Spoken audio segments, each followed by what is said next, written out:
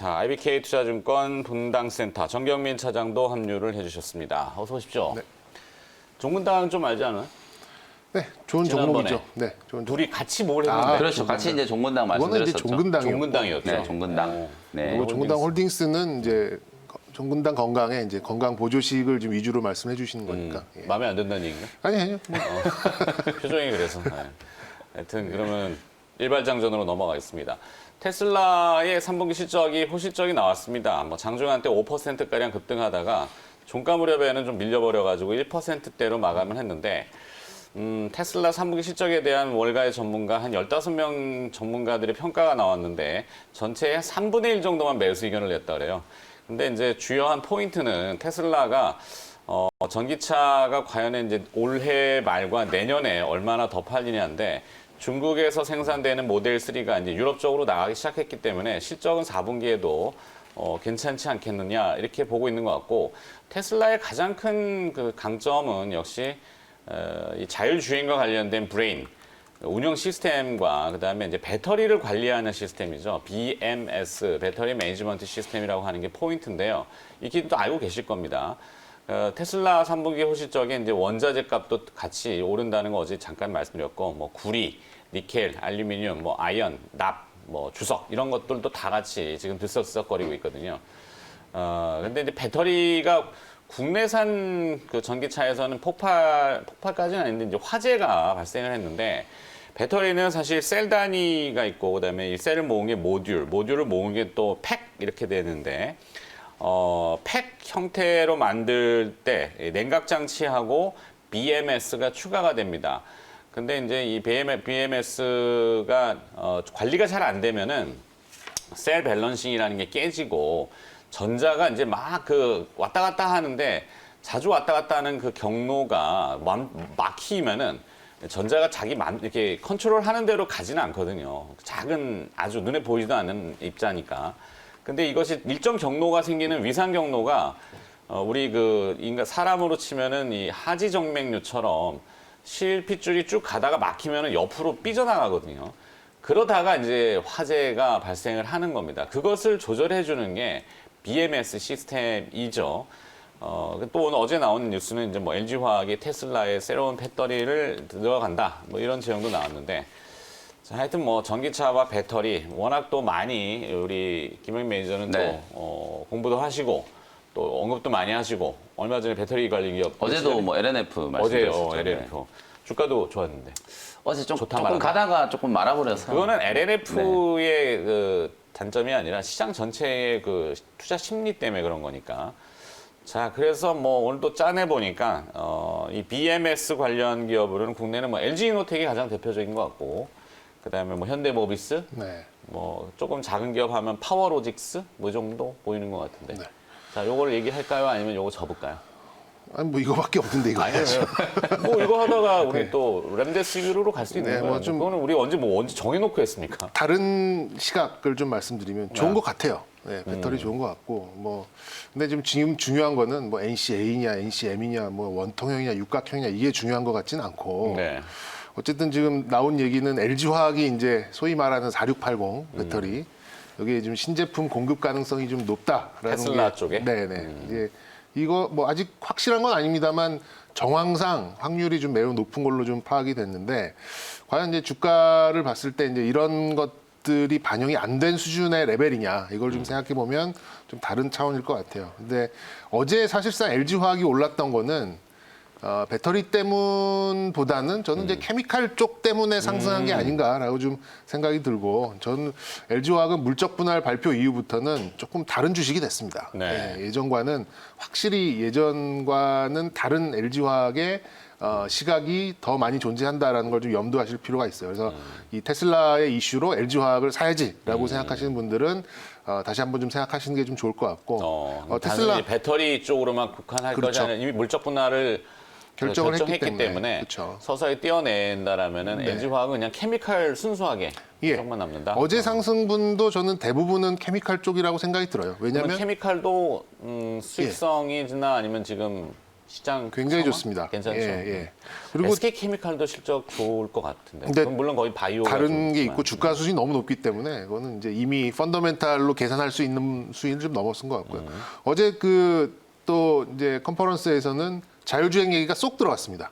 예, 그 얘기가 제가 알기로는 안 나온 걸로 알고 있거든요. 네, 뭐 코너링 했다고 뭐 아침에 뭐 잠깐 본 것 같은데. 그러니까 어제 이제 공식적으로 이제 뭐 베타 버전의 서비스를 출시를 하겠다고 얘기했는데 어제는 얘기가 전혀 안 나오지 않았어요. 아, 나오진 네. 않았어요. 그러니까는 두 이제 분이 막 얘기하셔도 돼요. 저 빼놓고. 네.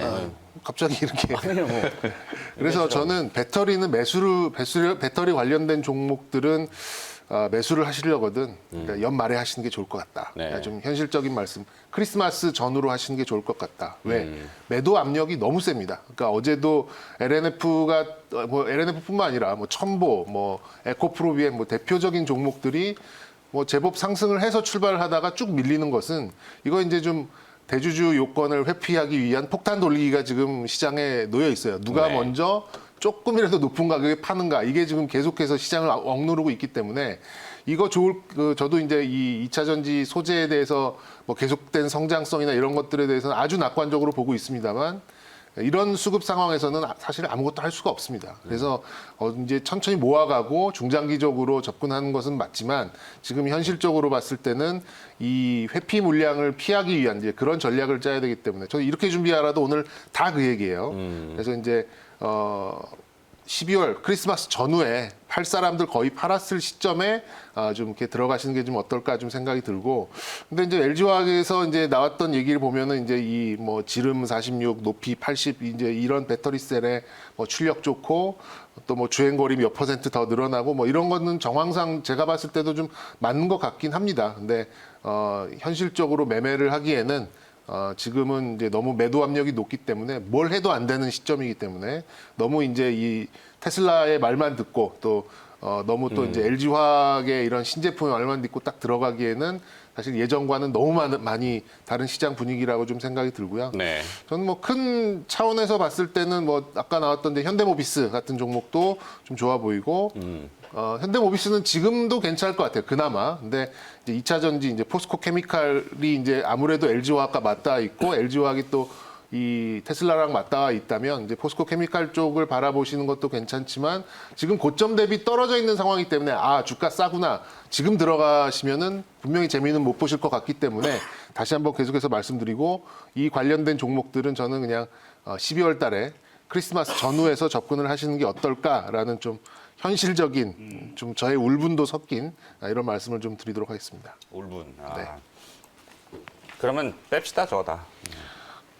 저는 조금 생각이 좀 다른데요. 그래요? 또 제 얘기합시다. 의견을 조금 덧붙여드리고 일단 뺄 때 빼더라도 저는 이제 이렇게 봐요. 왜냐하면 사실 이제 차장님께서 이제 말씀해주신 건 결국에는 이제 지금 이제 시장의 투자 심리, 뭐 기업의 어떤 펀더멘탈적인 요인보다는 지금 현재 시장 심리가 너무 조금 분위기가 좀 무겁잖아요. 사실 그게 맞아요. 이 기술적인 대응을 또 안 할 수가 없는 상황이고 어제도 우리가 이제 좀 실망했던 것처럼 대주주 요건 이 부분과 관련된 이제 매도 압박. 사실상 기관 외국인들이 이게 뻔히 알고 연말 되면은 이 매도 폭탄이 좀 쏟아질 거라는 걸 뻔히 알고 개인 투자자분들보다는 훨씬 더 빠르게 지금 포지션을 정리하고 있는 상황이거든요. 네. 그럼 이게 역설적으로 어찌 봤을 때 뭔가를 어쨌든 또 사야 된다면 저는 차라리 LG화학이 좀 낫지 않는가 이런 생각이 좀 들거든요.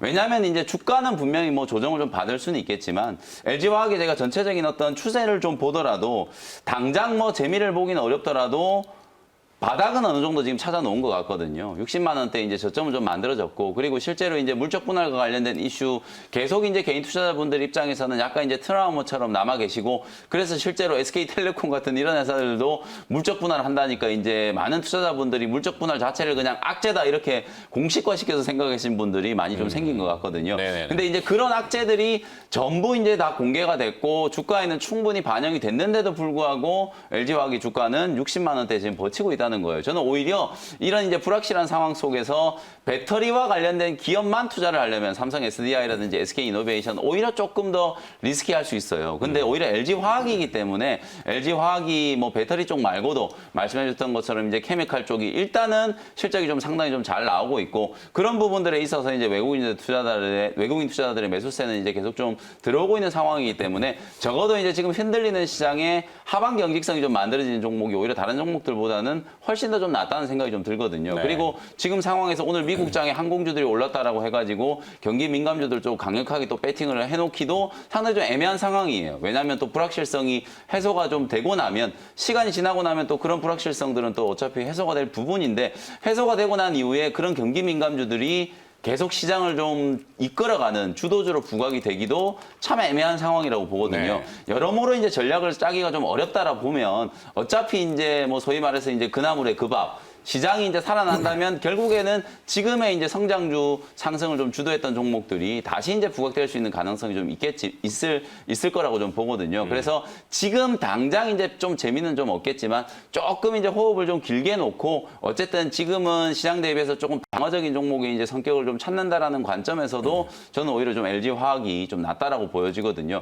그리고 이제 오늘 이제 말씀해 주신 주제 이제 배터리 이제 새로운 배터리를 이제 개발한다는 건 어찌 보면 이제 이런 거예요. 조금 전에 이제 힌트를 좀 주셨던 것 같은데 결국에는 우리가 기체 상태가 가장 좀 불안정하고 그걸 이제 액체 상태로 만들어 놓으면 조금 더 안정적이고 최종적인 단계는 언젠가는 또 고체화되어야 되는 거거든요. 근데 이 고체화되기까지는 아직 상용화로 가는 길이 상당히 좀 멀다. 그러면 이 액체와 고체의 이제 중간 정도에서 가장 효율적인 이제 연비를 좀 만들어낼 수 있는 게 뭐냐? 결국에는 하이니켈이거든요. 네. 그래서 제가 어제 말씀드렸던 것처럼 뭐 NCMA 계열의 소재들이 지금 이제 어찌 보면 시장에서 더욱더 각광을 받을 수밖에 없다. 이제 그런 말씀을 좀 드렸기 때문에 그래서 이제 저는 뭐 포스코 케미칼이라든지 LNF와 같은 기업들도 충분한 이제 가격 조정이 좀 됐다라는 관점에서 만약에 뭐 매수 여력이 있는 분들이라면 오히려 이제 이런 종목들을 차라리 지금 구간에서 조금 저점 매수를 해주는 게 조금 더 나은 전략이 좀 될 수도 있지 않을까? 뭐 그런 개인적인 의견을 한번 말씀드려보도록 하겠습니다. 네.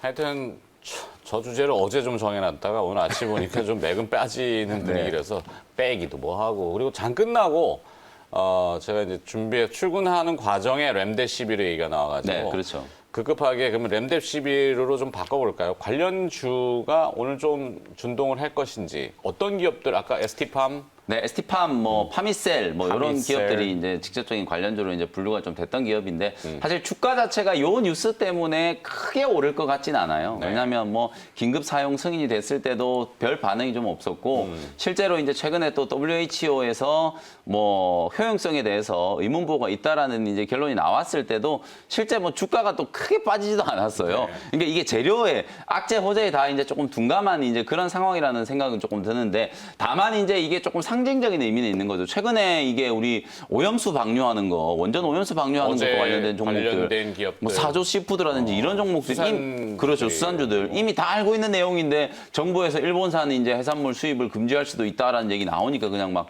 상한가까지 급등이 좀 나오는 그런 시장이잖아요. 어쨌든 시장은 뭔가 하나 이제 좀 재료를 좀 찾으려고 하고 있는 그런 상황에서 렘데시비르가 어쨌든 상징적으로 전 세계에서 이제 유일한 공식적인 이제 치료제로 그것도 뭐 우리나라 식약처가 아니라 미국 FDA에서 이제 승인을 좀 받은 거기 때문에 네. 뭐 파미셀이라든지 ST팜 같은 기업들은 그래도 직접적인 이제 상관관계가 있는 기업이거든요. 그런 종목들 같은 경우에는 원료의약품 이제 납품에 대한 부분들 그리고 특히나 ST팜은 보니까 또 오늘 공교롭게 또 IR을 하더라고요. 이제 뉴클레오타이드라든지 이런 부분들 증설과 관련된 부분들 그리고 이제 렘데시비르를 포함한 이제 원료의약품 코로나19 치료제나 백신에 들어가는 이 원료의약품의 수급 계획을 어떻게 할 것인지에 대해서 이제 오늘 그 IR을 통해서 얘기를 할 거라고 지금 어저께 보도가 나왔거든요. 그래서 그런 부분들을 연관시켜 본다면 오늘 뭐 단기적으로도 한번 관심을 좀 가져보실 수 있는 그런 이제 상황이다라고 말씀을 좀 네. 드리겠습니다. 좀 말고 다른 백신 관련주들에 대한 얘기를 뭐 저도 렘데시비르이 딱 찍어서 나왔고 이것도 네. 이제 정식 승인이 나왔는데 오히려 저는 기준을 정해줬다라고 생각이 듭니다. 그러니까 사실 렘데시비르 100% 신뢰하는 사람은 많지 않아요. 저게 절대적인 치료제다 이렇게 좀 생각하는 사람들은 많지 않습니다. 그러니까 저거보다 조금이라도 효능이 좋은 그런 임상 실험이 나올 경우에는 오히려 렘데시비르보다 더 쉽게 FDA의 승인을 받을 가능성이 있다. 저는 이제 기준을 정해줬다 이렇게 좀 생각이 들고 근데 이제 제약이나 뭐 다 아시는 내용이지만 플라시보 효과 그래서 위약 효과 뭐 아니면은 위안의 효과 뭐 있어. 그래도 치료제가 이런 것들이 사람들이 어떤 작용을 할지는 아직 미지수긴 근데 한데. 저게 없던 게 아니잖아요. 그동안 쭉 썼던 거고 이제 긴급 사용 승인으로 썼던 거고 그래서 만약에 오늘 조사로 만약에 저게 저는 이제 파미셀 딱 하나를 딱 찍어서 보는데 그 종목이 네. 오늘 저 이슈로 튄다 그러면 가지고 계신 분들은 이제 좀 수익 실현 쪽으로 오히려 좀 재료 비중을 노출로. 줄이는 쪽으로 바라보시는 재료가 게 좋습니다. 노출되면 신규 진입보다는 오히려 그렇죠. 포지션을 좀 조절할 수 있는 앞보다 남들보다 좀 빠르게 가야 되는 거잖아요. 아니면 뭐 당일 매매 뭐 이 정도로만 예. 그게 또 그럴 수밖에 없는 게 살 수 있는 기회가 또 있어요. 녹십자 제가 이제 이번 주에 소개해드렸던 녹십자도 사실 이제 혈장 치료제 긴급 사용 승인 얘기 나오고 장중에 17% 급등했잖아요. 네. 그리고 쫙 빠졌다가 또 어저께 이제 다시 또 10% 가까이 또 시세가 나고 이게 요즘 바이오들이 재료만 나오면은 그렇죠. 급등했다가 와 다 빠져요, 그죠? 그러니까 일단은 뭐 다 팔기는 좀 애매하시더라도 일단 급등이 나올 때는 어느 정도는 이제 차익을 좀 챙겨 놓으시고 그리고 또 주저앉았을 때 다시 또 저점에서 샀다가 또 이제 올라갈 때 또 분할 매도하는 그런 관점으로 이제 대응을 하시는 게 매매 운용의 미가 그렇죠. 좀 필요하다. 네. 맞습니다. 알겠습니다. 두 가지 주제를 좀 다뤄봤는데 아주 신선하진 않지만 그래도 뭐 그렇다고 뭐 할 것도 없고. 근데 저는 이제 방금 차장님 얘기하신 게 되게 좀 중요한 메시지인 것 같아요. 어떤 메시지죠? 이제 치료제나 이게 이제 기준을 정해주셨다는 얘기 정말 좀 저는 공감을 하거든요. 왜 그러냐면 사실 이제 렘데시비르가 말씀해주셨던 것처럼 이게 공식적인 치료제로 이제 오늘 인정을 받기는 했지만 네. 요걸 복용을 하면 완치가 된다. 절대 아니거든요. 이게 겨우 이제 의학적으로 미국 FDA에서도 오늘 공개를 한 게 한 치료 기간을 5일 정도 단축시킨다. 네. 그렇게 지금 얘기를 했어요. 사실상 심각한 부작용이 없다. 이게 그렇죠. 더 포인트일 거예요. 그래서 어쨌든 이제 그럼 다음에 그러면 FDA의 기준 자체가 이제 이 정도라면 코로나19 이제 치료제나 백신을 이제 개발을 했을 때 11월, 12월에 이제 긴급 사용 승인부터 해가지고 앞으로의 이제 과정을 보면 그렇게 타이트한 기준을 적용할 것 같지는 않다. 이걸 우리가 좀 추측을 해볼 수 있잖아요. 그렇다면 또 치료제나 백신과 관련된 종목들에 대한 투자 심리도 조금은 좀 회복될 수 있지 추가로 않을까. 이제 후속적인 그렇죠. 것들이 나올 그런 수 있다. 부분들도 한번 기대를 좀 해볼 만할 것 같아요. 그거 좋습니다. 네. 자, 김영민 매니저는 여기서 보내드리겠습니다. 오늘은 금요일인데 네, 이벤트 오늘은 또 이벤트가 없고요. 오늘은 안 뭐 오늘 시장까지 조금 잘 버티시고 다음 주에는 조금 방긋 웃는 그런 시장을 한번 기대를 해보도록 하겠습니다. 알겠습니다. 오프닝 함께 해주신 김영민 매니저였습니다. 고맙습니다. 네, 감사합니다.